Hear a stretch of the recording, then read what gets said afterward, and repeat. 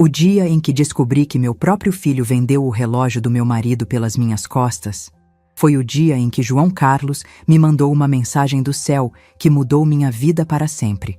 Me chamo Silvia Cabral, tenho 72 anos e nunca imaginei que chegaria a este ponto da minha vida sentindo como se fosse uma estranha na minha própria família.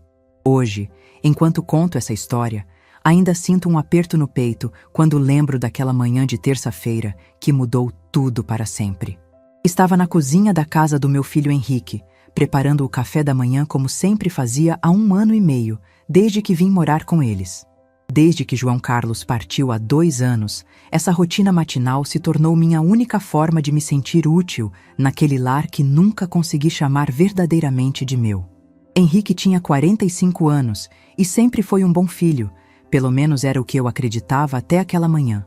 Patrícia, minha nora de 42 anos, trabalhava como vendedora numa loja de roupas no centro de Florianópolis e sempre foi educada comigo, mas nos últimos meses eu percebia um certo distanciamento, uns olhares que não conseguia decifrar. Naquela manhã específica, enquanto mexia o açúcar no café e arrumava as torradas no prato como João Carlos gostava que eu fizesse, escutei uma conversa entre eles vindo do quarto. Não era minha intenção bisbilhotar, mas as paredes daquela casa eram finas e eles falavam num tom que chamou minha atenção. Patrícia dizia algo sobre dinheiro, sobre contas em atraso que estavam deixando eles desesperados, e foi quando ouvi ela mencionar que tinham encontrado uma solução para o problema financeiro que vinha os atormentando há meses. Henrique respondeu baixinho que sim, que era melhor fazer logo antes que eu percebesse alguma coisa. Antes que eu percebesse o quê? Meu coração disparou e fiquei ali parada, com a colher na mão, sentindo um frio na barriga que não conseguia explicar. Então, escutei Patrícia dizer com uma frieza que me gelou os ossos que o relógio do velho valia uma boa quantia e que provavelmente eu nem notaria se sumisse, já que estava ficando meio esquecida mesmo. Nesse exato momento, meu mundo inteiro desabou. Eles estavam falando do relógio de ouro Omega do meu João Carlos, a única coisa de valor real que ele conseguiu me deixar quando partiu dessa vida.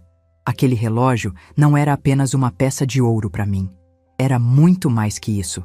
Era o último pedaço tangível do homem que amei por 48 anos. A única coisa que ainda carregava o cheiro dele, a essência da sua presença. João Carlos usava aquele relógio todos os dias desde que completou 25 anos, quando ganhou do próprio pai como presente de formatura na faculdade de engenharia. Sempre que eu me sentia sozinha demais, especialmente nas noites longas e vazias após sua partida, eu segurava o relógio contra o peito e ainda conseguia sentir aquele perfume suave que ele usava há décadas. Aquela essência masculina que me acalmava e me fazia sentir que ele ainda estava ali, de alguma forma, me protegendo e me amando. Fingi que não havia escutado nada e continuei preparando o café da manhã com as mãos tremendo, tentando controlar o turbilhão de emoções que tomava conta de mim. Quando eles desceram para a cozinha, tentei agir da forma mais normal possível, mas meu coração batia tão forte que tinha certeza absoluta de que eles conseguiam escutar cada batida. Henrique me deu um beijo carinhoso no rosto e disse que eu era a melhor mãe do mundo, que não sabia o que faria sem mim. Patrícia sorriu daquele jeito dela e elogiou o café, como sempre costumava fazer todas as manhãs. Mas agora, eu sabia que por trás daqueles sorrisos matinais e dessas palavras doces, havia algo sinistro se tramando, algo que me partia o coração de uma forma que eu nunca havia experimentado antes. Era uma dor diferente da que senti quando João Carlos partiu, porque aquela era uma dor natural da vida. Mas essa era uma dor causada pela traição das pessoas que eu mais amava no mundo. Depois que saíram para trabalhar, com Henrique dando aquele aceno distraído da porta e Patrícia gritando um "Tchau, dona Silvia" do portão, corri para o meu quarto como uma criança assustada. Abri a gaveta da cômoda, onde guardava o relógio com tanto cuidado, minha mão tremendo descontroladamente quando peguei a pequena caixa de veludo azul escuro onde ele ficava protegido desde que João Carlos partiu. Abri a caixa devagar, como se fosse um ritual sagrado, e lá estava ele, brilhando como sempre brilhou, com aquelas letras douradas que diziam Omega na parte de baixo do mostrador. Peguei o relógio e o apertei contra o peito com toda a força que tinha, sentindo o peso reconfortante do metal frio contra minha pele, e todas as lembranças vieram à tona como uma avalanche de emoções. Lembrei de quando João Carlos me pediu em casamento há exatos 50 anos, numa tarde de domingo depois da missa, e como ele consultava aquele relógio nervosamente enquanto gaguejava as palavras e esperava minha resposta com os olhos cheios de esperança. Lembrei de como ele sempre colocava o relógio na mesinha de cabeceira antes de dormir, fazendo aquele barulhinho suave do metal contra a madeira, que se tornou uma música de ninar para mim durante décadas. Lembrei especialmente de como, nos últimos dias de sua vida, quando já estava muito fraco e sabia que o tempo estava se esgotando, ele segurava o relógio com as mãos trêmulas e me dizia com a voz embargada que era para eu guardar aquilo com muito carinho, porque era tudo o que ele podia me deixar como herança, mas que valia mais que qualquer fortuna porque carregava todo o amor dele por mim. Não consegui fazer mais nada produtivo naquele dia inteiro. Fiquei sentada na poltrona velha do meu quarto, aquela que trouxe da minha antiga casa, olhando para o relógio e tentando processar como meu próprio filho, a criança que carreguei no ventre, que amamentei, que criei com tanto amor e dedicação, podia sequer pensar em tirar de mim a única coisa que me restava do pai dele. Será que Henrique não compreendia o que aquele objeto representava para mim? Será que para ele e para Patrícia era apenas um pedaço de metal e ouro com valor monetário, sem qualquer significado emocional ou sentimental? Como eles podiam ser tão insensíveis a ponto de planejar roubar de mim a última conexão física que eu tinha com o amor da minha vida? Quando eles chegaram do trabalho no final da tarde, eu ainda estava no quarto, abraçada com o relógio. Henrique veio me ver, bateu levemente na porta e perguntou se eu estava bem, se havia acontecido alguma coisa. Olhei para ele tentando enxergar o menino doce que ele foi um dia, e quase contei o que tinha escutado naquela manhã, mas algo inexplicável me impediu de falar. Talvez fosse o medo de confrontar uma verdade tão dolorosa, ou talvez fosse ainda uma esperança tola de que eu tivesse entendido tudo errado, que eles não fossem capazes de uma traição tão cruel assim. Preferi acreditar que meus ouvidos tinham me pregado uma peça. Naquela noite, durante o jantar, tentei puxar conversa sobre o pai, sobre as boas lembranças que tínhamos dele, na esperança de tocar o coração do Henrique. Falei sobre como João Carlos era cuidadoso e carinhoso com suas coisas pessoais, sobre como o relógio era uma peça importante da história da nossa família. Henrique apenas balançou a cabeça educadamente e disse que era muito bom que eu tivesse essas lembranças afetivas para me consolar. Patrícia concordou com ele, mas eu percebi claramente que ela evitava olhar diretamente nos meus olhos enquanto eu falava. Havia algo ali, uma culpa, um desconforto que ela tentava esconder, mas que era óbvio para mim que a conhecia há tantos anos. Depois do jantar, eles se trancaram no quarto novamente para conversar.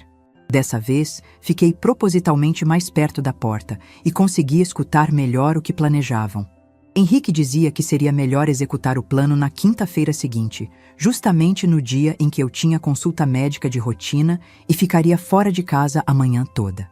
Patrícia concordou animadamente e disse que já havia pesquisado e encontrado uma casa de penhores no centro, que compraria a peça sem fazer muitas perguntas ou exigir documentação complicada.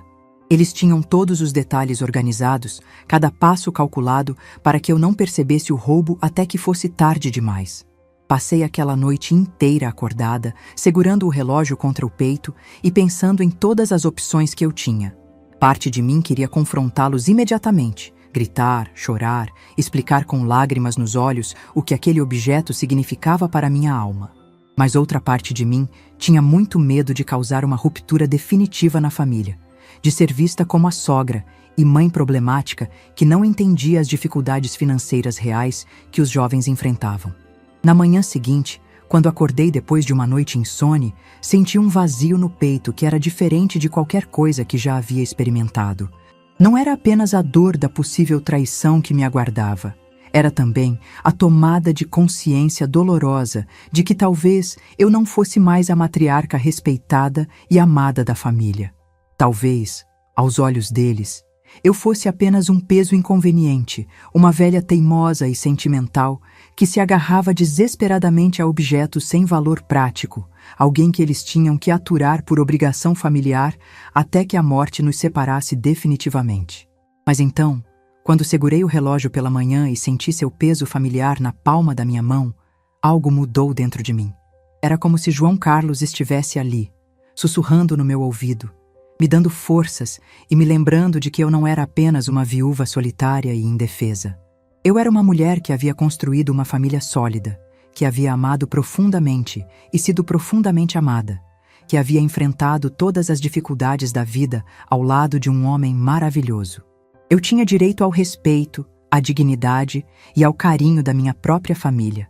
A decisão que tomei naquela manhã foi simples. Não sairia mais de casa sem o relógio. Guardei ele numa bolsinha pequena dentro da minha bolsa grande e passei a carregar comigo para todo lugar, como se fosse um talismã protetor. Quando quinta-feira chegou, fingi que havia me esquecido completamente da minha consulta médica. Disse para Henrique que não me sentia muito bem e que precisava remarcar para a semana seguinte. Vi claramente o olhar de contrariedade e frustração que ele trocou com Patrícia naquele momento. E isso confirmou definitivamente todas as minhas suspeitas mais dolorosas. Eles realmente haviam planejado usar exatamente aquele dia, aquelas horas em que eu estaria fora, para executar o roubo do relógio sem que eu percebesse. A frieza daquele olhar entre eles me cortou como uma faca. Durante toda aquela semana terrível, mantive o relógio sempre comigo, escondido na bolsa como um segredo precioso. Cada vez que me levantava da poltrona para ir ao banheiro, para buscar água na cozinha, ou simplesmente para esticar as pernas, levava a bolsa junto comigo. Quando Patrícia perguntou com aquele tom falsamente preocupado por que eu estava andando com a bolsa dentro de casa o tempo todo, inventei rapidamente que estava com medo de esquecer de tomar meus remédios na hora certa. Ela pareceu aceitar minha explicação sem questionar muito, mas percebi que a partir daquele dia começou a me observar com mais atenção, como se estivesse tentando decifrar algum mistério. Às vezes eu sentia o olhar dela grudado em mim quando ela achava que eu não estava prestando atenção, e isso me deixava ainda mais nervosa e desconfiada. A tensão dentro daquela casa estava ficando insuportável para todos nós. Henrique andava mais irritado que o normal, reclamando de absolutamente tudo, da comida que eu preparava com tanto carinho, da televisão que estava muito alta, do barulho das minhas chinelas no chão quando eu acordava de madrugada para ir ao banheiro. Patrícia, por sua vez, começou a fazer comentários aparentemente inocentes, mas muito cruéis, sobre como eu estava ficando esquecida e distraída. Ela dizia coisas como que era muito difícil cuidar de uma pessoa idosa, que exigia muita paciência e compreensão, e que nem todo mundo tinha preparo emocional para lidar com as limitações da terceira idade. Essas palavras aparentemente inofensivas me doíam muito mais profundamente que qualquer grito ou discussão aberta, porque vinham disfarçadas de preocupação, mas carregavam uma crueldade sutil. Uma noite específica, durante o jantar, Henrique trouxe à tona um assunto que me pegou completamente desprevenida e me deixou em estado de choque. Ele disse, mastigando calmamente sua comida, que havia conversado com um médico geriatra sobre minha condição geral de saúde e que talvez fosse melhor eu considerar seriamente a possibilidade de morar em um lugar com mais assistência profissional e cuidados especializados. Patrícia imediatamente completou o raciocínio dele, dizendo que conhecia uma residência para idosos muito bem conceituada na cidade, onde eu teria companhia de pessoas da minha idade, atividades recreativas adequadas e cuidados médicos sempre disponíveis. Ela falava como se estivesse me oferecendo um presente maravilhoso, mas eu sabia exatamente o que aquilo significava na realidade. Senti meu mundo desabar pela segunda vez em poucos dias. Não bastava quererem roubar o relógio do João Carlos. Agora, queriam me tirar completamente de casa, me internar como se eu fosse uma doente mental ou uma criança incapaz de cuidar de si mesma. Tentei manter a calma e a dignidade, respirei fundo e perguntei se era realmente isso que eles queriam para mim. Henrique respondeu com aquele tom paternalista que eu havia começado a detestar, que era exclusivamente pelo meu bem, que eles trabalhavam muito e não conseguiam dar a atenção e os cuidados que eu merecia e precisava nessa fase da vida. Mas eu sabia que a verdade real era bem diferente. Eu estava sendo um empecilho inconveniente para os planos financeiros deles, e seria muito mais fácil me tirar do caminho. Naquela noite, chorei como não chorava desde o dia do funeral do João Carlos. Senti que estava perdendo absolutamente tudo que me restava na vida. Minha família, minha casa, minha dignidade, meu lugar no mundo. Abracei o relógio contra o peito com força e comecei a sussurrar para ele como se fosse meu marido que estivesse fisicamente ali na minha frente. Pedi forças para ele, imploreei que me mostrasse o caminho certo a seguir, que me desse a coragem necessária para enfrentar essa situação impossível. Sentia que estava numa encruzilhada da minha vida e não sabia qual direção tomar, se devia lutar ou simplesmente me entregar ao destino que eles haviam decidido para mim. No dia seguinte, quando Henrique e Patrícia saíram para trabalhar, tomei uma decisão que me surpreendeu pela própria coragem. Peguei o relógio, coloquei na bolsa e fui até o centro da cidade de ônibus, algo que não fazia há meses. Não tinha um plano muito específico na cabeça, apenas sabia que precisava entender melhor o valor real daquela peça que estava causando tanta cobiça. Talvez se eu soubesse exatamente quanto o relógio valia no mercado, pudesse encontrar uma forma alternativa de ajudar Henrique e Patrícia financeiramente, sem precisar me desfazer da única lembrança física que me restava do meu marido. Talvez pudesse vender alguma outra coisa ou encontrar alguma solução criativa para o problema. Entrei em 3 relojoarias diferentes no centro de Florianópolis. Em todas elas, os profissionais ficaram visivelmente impressionados com a qualidade excepcional e o estado impecável de conservação do relógio. Um dos relojoeiros, um senhor de uns 60 anos com óculos grossos, me disse que era uma peça muito rara, de colecionador sério, e que valia consideravelmente mais do que eu provavelmente imaginava. Outro relojoeiro, mais jovem, me perguntou diretamente se eu tinha intenção real de vender a peça, porque ele conhecia diversos colecionadores particulares que certamente pagariam um preço muito generoso por um exemplar daquele nível e qualidade. Quando ele mencionou os valores aproximados, senti meu coração acelerar. Saí daquelas lojas com o coração ainda mais pesado que quando entrei. Agora, eu compreendia perfeitamente por que Henrique e Patrícia estavam tão desesperadamente interessados no relógio do João Carlos. Não era apenas meu apego sentimental que eu lutava para preservar. Era também um valor financeiro muito considerável que eles queriam se apropriar sem qualquer consideração pelos meus sentimentos. Quando voltei para casa no final da tarde, encontrei uma surpresa que não esperava. Luísa, minha neta de 16 anos, estava sentada na sala me esperando. Ela havia faltado à última aula da escola e queria aproveitar para conversar comigo, algo que sempre me alegrava imensamente. Luísa sempre foi completamente diferente dos pais, muito mais sensível e atenta aos sentimentos e necessidades dos outros. Ela imediatamente percebeu que eu estava triste e abatida, e perguntou com aquela sinceridade típica dos adolescentes o que estava acontecendo comigo, se eu estava doente ou preocupada com alguma coisa importante. Por um momento muito tentador, pensei seriamente em contar toda a verdade para ela, em desabafar sobre a traição que seus pais estavam planejando. Mas rapidamente, decidi que não seria justo nem correto envolver uma menina de apenas 16 anos nos problemas complexos e dolorosos do mundo dos adultos. Aquilo poderia criar um conflito terrível entre ela e os pais, e eu não queria ser responsável por destruir a harmonia familiar dela por causa dos meus problemas pessoais. Apenas disse para Luísa que estava passando por um momento emocionalmente difícil, que sentia muita falta do avô e que às vezes a saudade ficava mais intensa e difícil de suportar. Luísa me abraçou com aquela força e carinho genuínos que só os jovens conseguem demonstrar, e disse que também sentia uma falta terrível do avô, especialmente das histórias engraçadas que ele contava sobre o tempo de juventude. Esse abraço inesperado e sincero da minha neta me deu uma força emocional que eu não esperava encontrar. Me fez lembrar de como João Carlos sempre dizia que eu era muito mais forte e corajosa do que eu mesma acreditava, que eu tinha uma resistência e uma determinação que nem eu conhecia completamente. Talvez realmente fosse chegada a hora de descobrir e usar essa coragem escondida. Nos dias que se seguiram, continuei carregando o relógio na bolsa, mas percebi que Henrique e Patrícia estavam ficando cada vez mais nervosos e impacientes.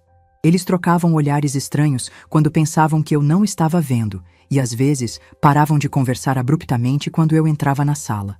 Na sexta-feira daquela semana, algo aconteceu que mudou tudo.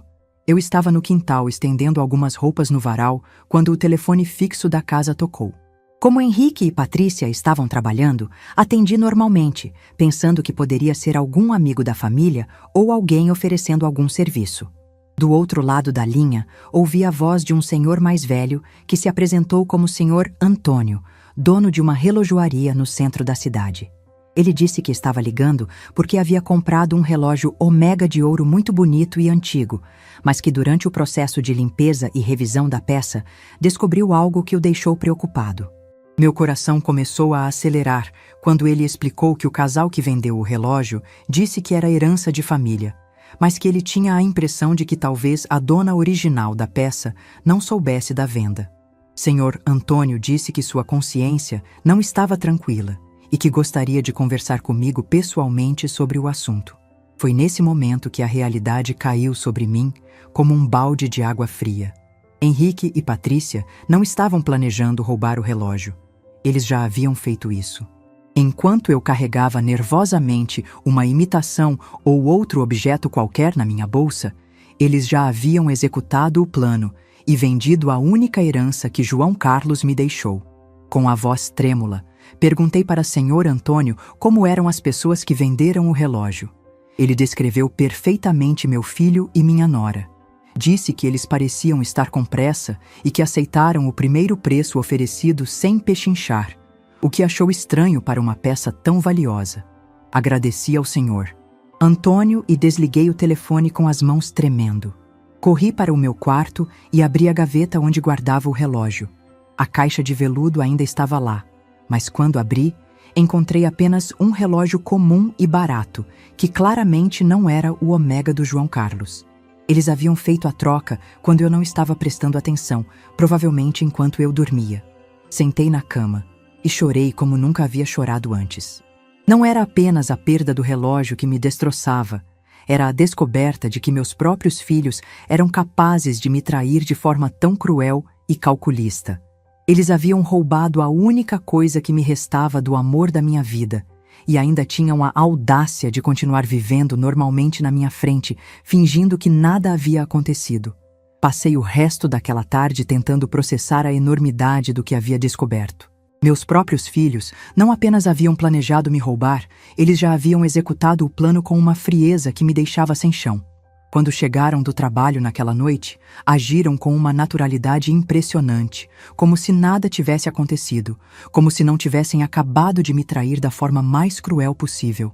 Decidi que precisava ir até a relojoaria falar pessoalmente com o Sr. Antônio. Na manhã seguinte, depois que Henrique e Patrícia saíram para trabalhar, peguei o ônibus para o centro da cidade. O endereço que ele me deu ficava numa rua antiga, cheia de lojas tradicionais que existiam há décadas. Quando entrei na relojoaria, Sr. Antônio estava atrás do balcão, um senhor de cabelos grisalhos e óculos, com aquele jeito cuidadoso de quem trabalha com peças delicadas há uma vida inteira. Ele me reconheceu imediatamente pela voz e me recebeu com uma gentileza que me tocou profundamente. Disse que estava muito preocupado desde a venda e que sua intuição de relojoeiro experiente raramente o enganava. Quando ele trouxe o relógio do João Carlos de uma caixa forte nos fundos da loja, meu coração quase parou.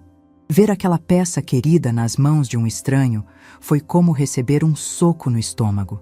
Senhor Antônio explicou que tinha mais de 40 anos de experiência no ramo e que algo no comportamento do casal que vendeu o relógio o incomodou desde o primeiro momento. Eles estavam nervosos, com pressa, e aceitaram o primeiro preço oferecido sem questionar, o que era muito estranho para uma peça daquele valor. Além disso, quando ele perguntou sobre a história da peça, eles deram respostas vagas e contraditórias.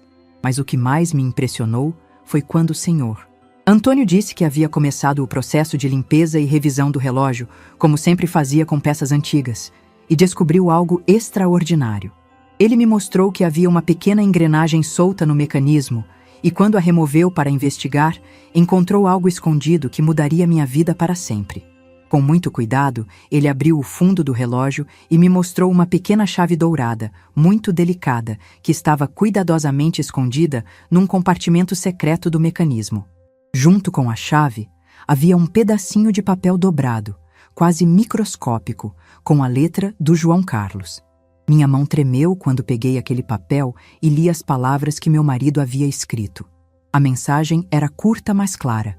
Minha querida Silvia, se você está lendo isso, significa que chegou a hora de você descobrir o que preparei para você.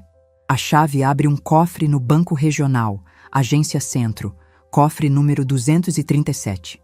Você sempre foi mais forte do que imaginava. Com todo o meu amor eterno, João Carlos. Senhor Antônio me olhava com uma expressão de espanto e curiosidade respeitosa. Disse que em 40 anos mexendo com relógios antigos, nunca havia encontrado algo assim. Era óbvio que meu marido havia planejado aquilo com muito cuidado e amor.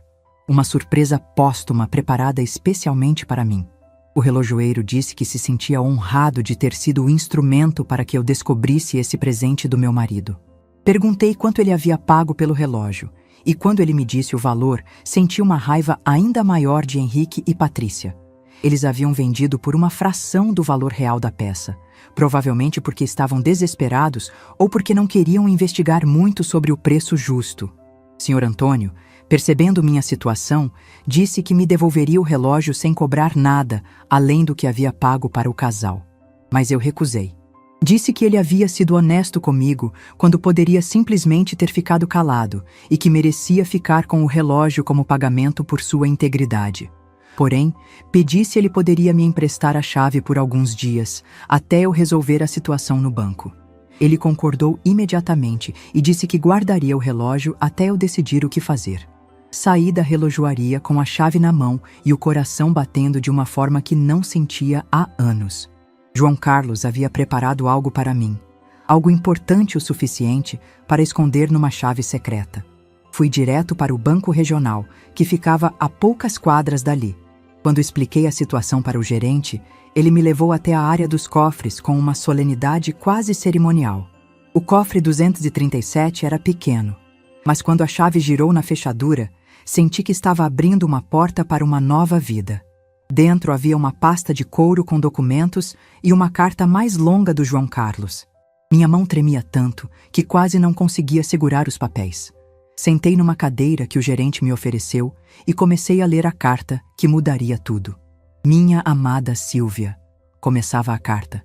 Se você está lendo isso, significa que eu já parti e que chegou o momento de você descobrir o que passei anos preparando em segredo.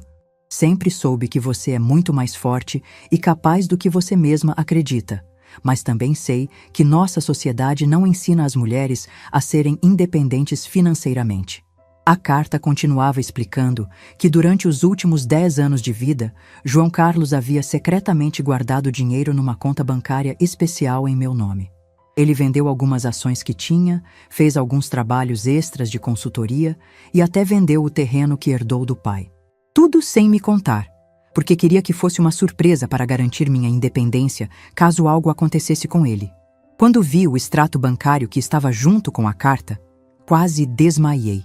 Era uma quantia substancial, suficiente para eu viver com dignidade e conforto pelo resto da vida, sem depender financeiramente de ninguém. Mas não era só isso. Havia também a escritura de um apartamento na praia de Canasvieiras, que ele havia comprado há 3 anos, usando parte desse dinheiro secreto. A carta explicava que o apartamento estava mobiliado e pronto para morar, que ele havia pensado em cada detalhe para que eu pudesse ter um lugar só meu, onde pudesse ser feliz e independente. João Carlos escreveu que sabia que depois da morte dele, eu provavelmente iria morar com Henrique, mas que queria que eu tivesse a opção de escolher minha própria vida. Você não precisa aceitar desrespeito ou falta de carinho de ninguém, nem mesmo da nossa família, dizia uma parte da carta que me fez chorar. Você merece ser tratada como a rainha que sempre foi para mim. Use esse presente para ser livre e feliz, meu amor. Sentei naquela cadeira do banco e chorei lágrimas de gratidão, de saudade, de amor e também de uma raiva profunda. João Carlos havia pensado em tudo. Havia me dado as ferramentas para ser independente, mas eu havia escolhido ficar numa situação humilhante porque achava que era minha obrigação como mãe e sogra. Ele havia me preparado para a liberdade, mas eu havia escolhido a prisão. O gerente me trouxe um copo de água e disse que poderia ficar o tempo que precisasse. Li a carta inteira mais 2 vezes, examinei todos os documentos, confirmei que tudo estava em meu nome e perfeitamente legal. João Carlos havia sido meticuloso em cada detalhe. Havia pensado em mim até nos últimos momentos de vida. Quando finalmente saí do banco, já era meio da tarde e eu me senti uma pessoa completamente diferente. Não era mais a viúva dependente e frágil que havia entrado ali de manhã. Era uma mulher com recursos, com opções, com poder de escolha. João Carlos havia me dado o maior presente que um marido pode dar para uma esposa: a possibilidade de viver com dignidade e independência. No ônibus de volta para casa, fiquei pensando em como confrontar Henrique e Patrícia. Agora eu sabia que não precisava aceitar a traição deles, não precisava fingir que nada havia acontecido. Eu tinha opções, eu tinha para onde ir, eu tinha como recomeçar minha vida longe daquele ambiente tóxico onde era tratada como um estorvo. Mas também sabia que precisava ser inteligente na forma como lidaria com a situação. Eles haviam me enganado e me roubado, mas eu não queria ser cruel ou vingativa. Queria apenas recuperar minha dignidade e mostrar que não era a velha frágil e manipulável que eles pensavam que eu era. Quando cheguei em casa, Henrique e Patrícia ainda não haviam voltado do trabalho. Fui para meu quarto e olhei ao redor, vendo tudo com olhos diferentes. Aquela não era minha casa, aquele não era meu lugar. Meu lugar era onde eu pudesse ser respeitada e amada, onde eu pudesse viver em paz, sem medo de ser traída pelas pessoas que eu mais amava. Peguei uma mala pequena e comecei a separar algumas roupas e objetos pessoais essenciais. Não levaria muita coisa, apenas o suficiente para alguns dias. O apartamento da praia estava mobiliado e eu poderia comprar o que precisasse com o dinheiro que João Carlos havia guardado para mim. Quando ouvi o barulho da chave na porta, respirei fundo e me preparei para o confronto que mudaria nossas vidas para sempre. Era hora de mostrar para Henrique e Patrícia que a Silvia Cabral que eles pensavam conhecer não existia mais. Em seu lugar estava uma mulher forte, independente e que não aceitaria mais ser desrespeitada por ninguém, nem mesmo pela própria família. Quando Henrique e Patrícia entraram em casa naquela noite, eu estava sentada na poltrona da sala, esperando por eles com uma calma que eu mesma não sabia que possuía. A mala pequena estava ao meu lado, e na mesa de centro havia deixado uma cópia da escritura do apartamento e o extrato bancário que João Carlos me preparara. Eles cumprimentaram como sempre, mas logo perceberam que algo estava diferente no ambiente. Henrique foi o primeiro a notar a mala e perguntou se eu ia viajar para algum lugar. Respondi calmamente que sim, que estava me mudando. Patrícia riu nervosamente e disse que eu não havia comentado nada sobre uma viagem. Foi então que olhei diretamente nos olhos dos dois e disse que sabia sobre a venda do relógio do João Carlos. O silêncio que se instalou na sala foi ensurdecedor. Vi o sangue sumir do rosto do Henrique e a Patrícia engolir em seco, tentando manter a compostura. Henrique tentou negar. Disse que eu estava confundindo as coisas, que talvez tivesse esquecido onde havia guardado o relógio. Mas eu simplesmente peguei o relógio falso que eles haviam colocado no lugar do original e mostrei para eles. Disse que havia falado com o Sr. Antônio, da relojoaria do centro, e que sabia de todos os detalhes da venda.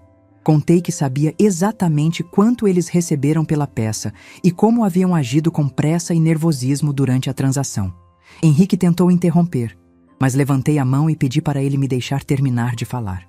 Expliquei que o que mais me doía não era a perda do relógio em si, mas a descoberta de que meus próprios filhos eram capazes de me trair dessa forma. Disse que eles haviam quebrado a confiança mais sagrada que existe, a confiança entre mãe e filho, entre sogra e nora. Patrícia começou a chorar e disse que eles estavam desesperados, que as dívidas estavam sufocando a família. Henrique tentou se justificar dizendo que era só um empréstimo, que eles iam repor o dinheiro assim que a situação financeira melhorasse.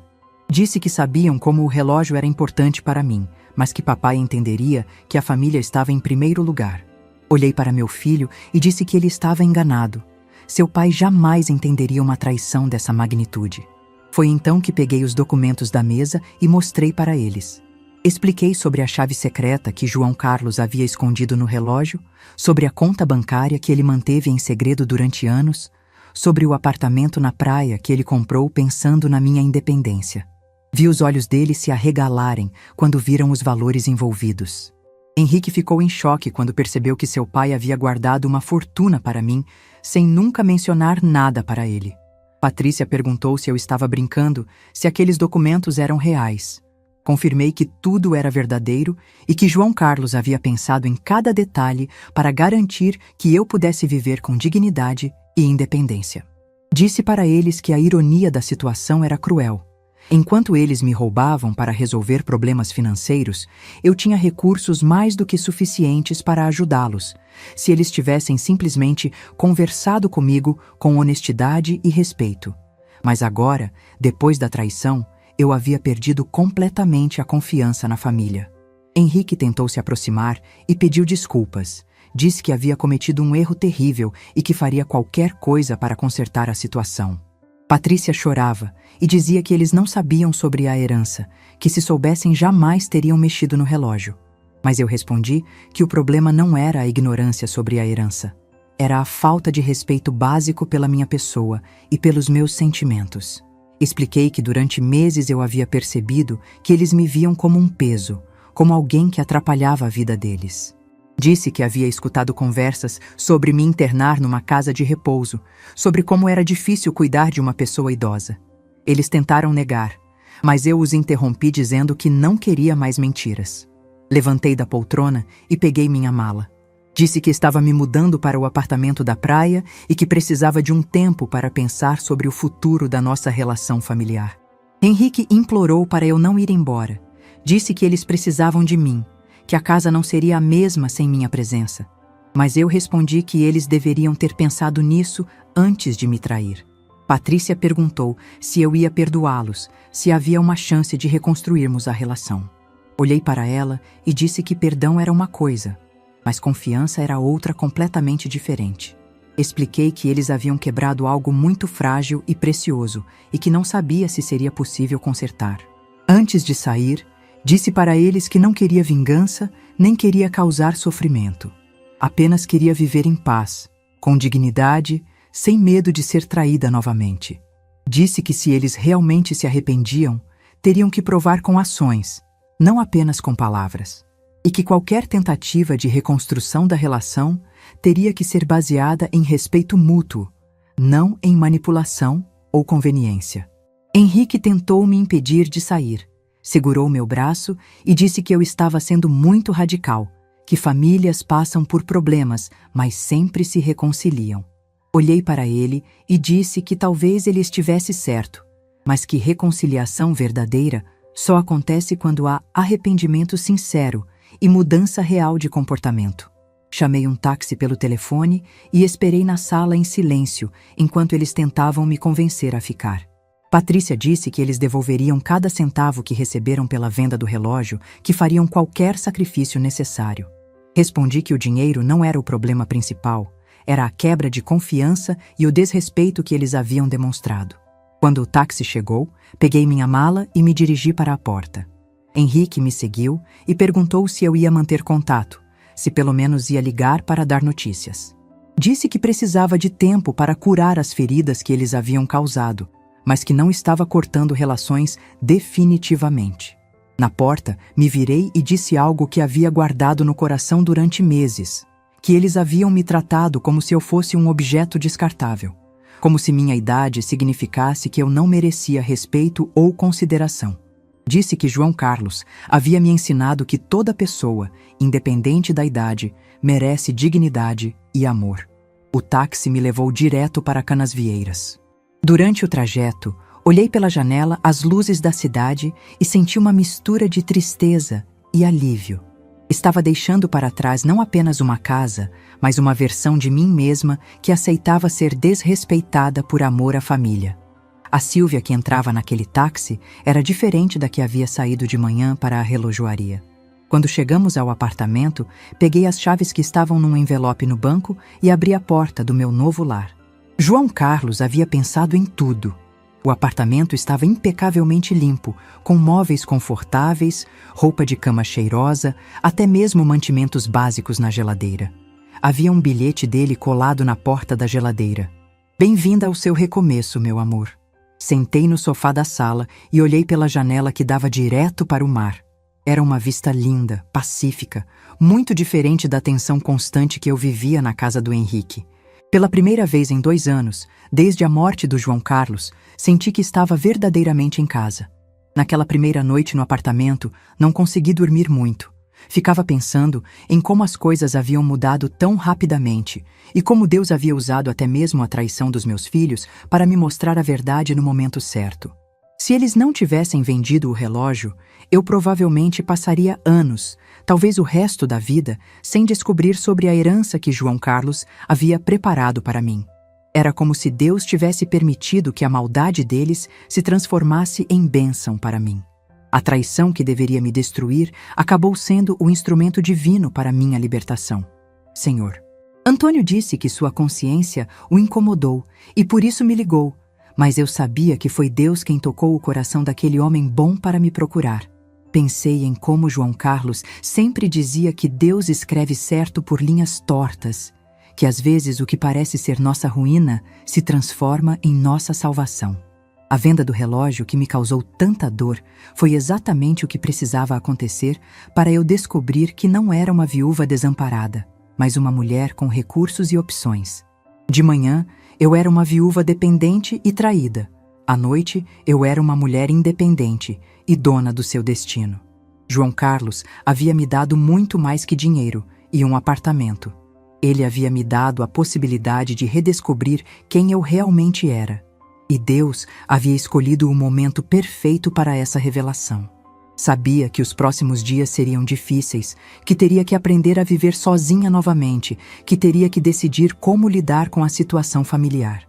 Mas pela primeira vez em muito tempo, sentia que tinha controle sobre minha própria vida. E isso, descobri naquela noite, não tinha preço. Os primeiros dias no apartamento da praia foram uma mistura de solidão e descoberta. Acordava todas as manhãs com o som das ondas do mar e uma sensação estranha de liberdade que demorei alguns dias para reconhecer. Era a ausência do medo. Medo de ser julgada, de incomodar, de não ser querida. Pela primeira vez em anos, podia ser simplesmente eu mesma, sem precisar agradar ninguém ou justificar minha existência. Na primeira semana, Henrique ligou todos os dias. As ligações sempre começavam da mesma forma. Ele perguntava como eu estava, se precisava de alguma coisa, se estava se alimentando direito. Nas primeiras conversas, eu respondia educadamente, mas sem dar muitos detalhes.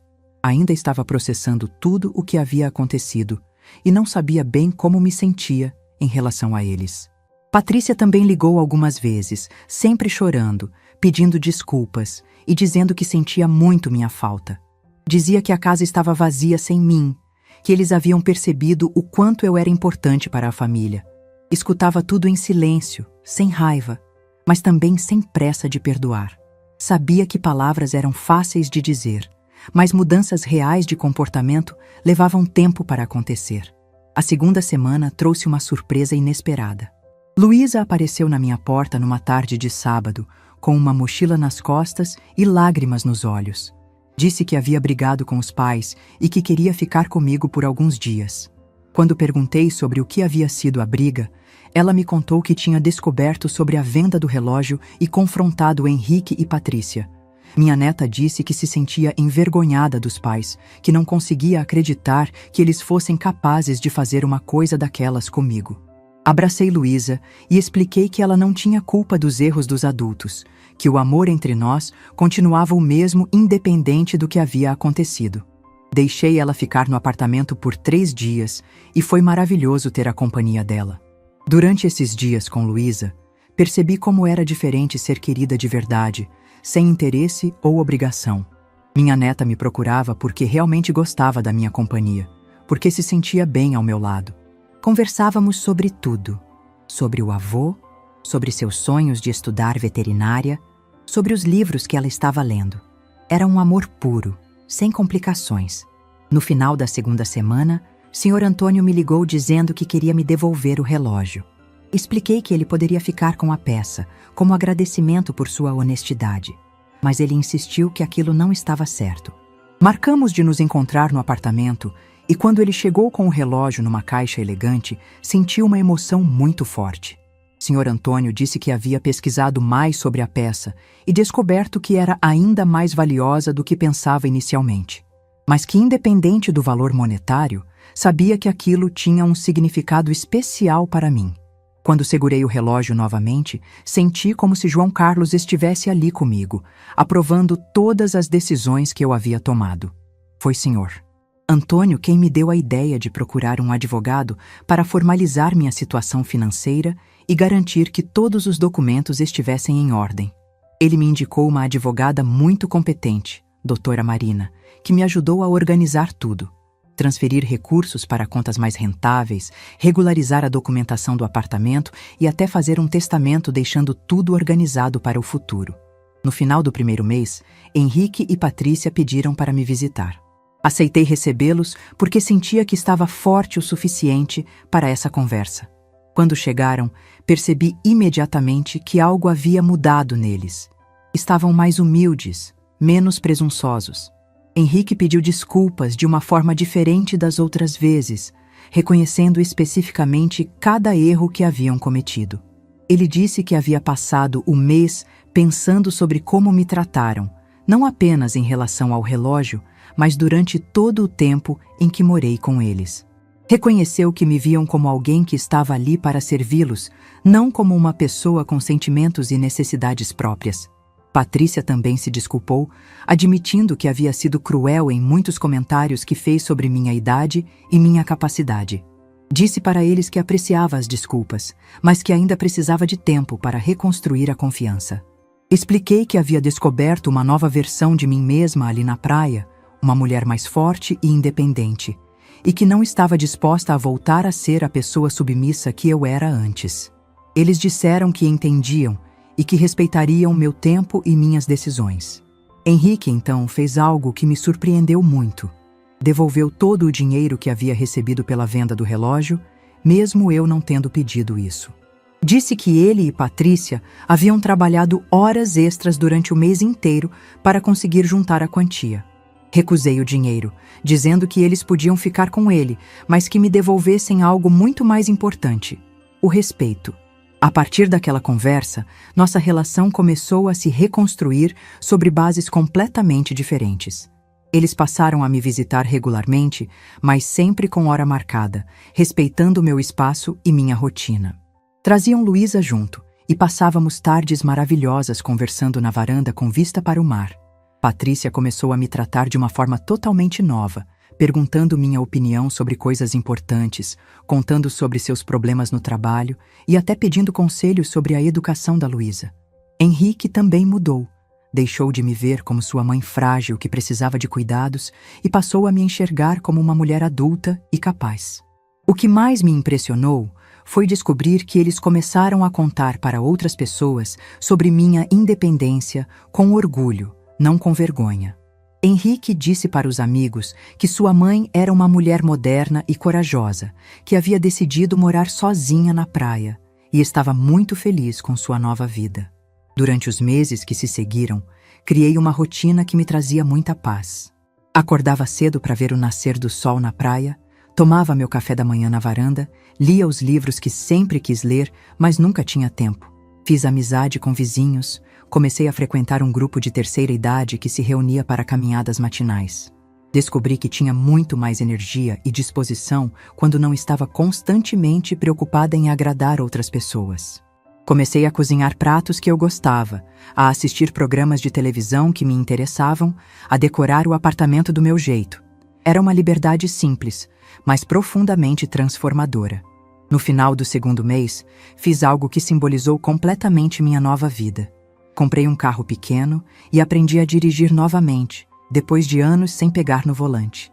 A sensação de independência total, de poder ir onde quisesse, na hora que quisesse, sem depender de ninguém, foi indescritível. Luísa ficou encantada com minha transformação. Disse que eu parecia uma pessoa diferente, mais alegre, mais confiante.